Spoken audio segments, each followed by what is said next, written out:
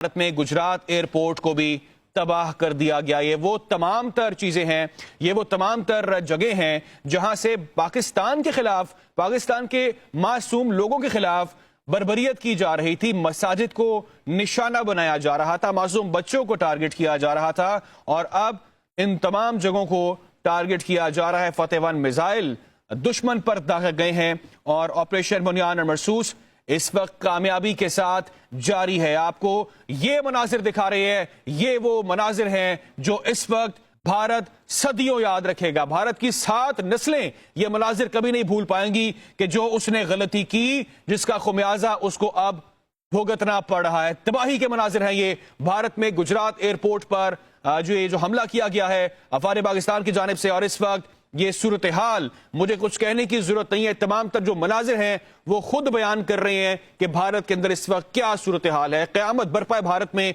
क्योंकि भारत ने जो जिल्लत अपनाई थी, जो जिल्लत की डिमांड की थी, अब वो उसके मुकद्दर में है, अब वो उसको मिल रही है। और ये मनाजिर आप इस वक्त देख रहे हैं, भारत में गुजरात एयरपोर्ट को तबाह किया जा चुका है। जी हाँ नाज़रीन, ये ताज़ा तरीन मनाजिर आप अपनी टेलीविजन स्क्रीन पर देख सकते हैं। भारत में गुजरात एयरपोर्ट तबाह कर दिया गया है। ये मनाजिर आप देख सकते हैं। इसी के लिए भारत को समझाया था कि इस नहज पर बात ना लाई जाए, इसीलिए पाकिस्तान ने भरपूर कोशिश की भारत को समझाने की, बताने की कि पाकिस्तान के साथ जो है वो एस्केलेशन ना की जाए, पाकिस्तान में जो है वो उसकी सालिमियत को जो चैलेंज ना किया जाए। लेकिन अभी जो भारत नहीं समझ सका, जिंगोज़म की शिकार मोदी हुकूमत जो है नहीं समझ सकी।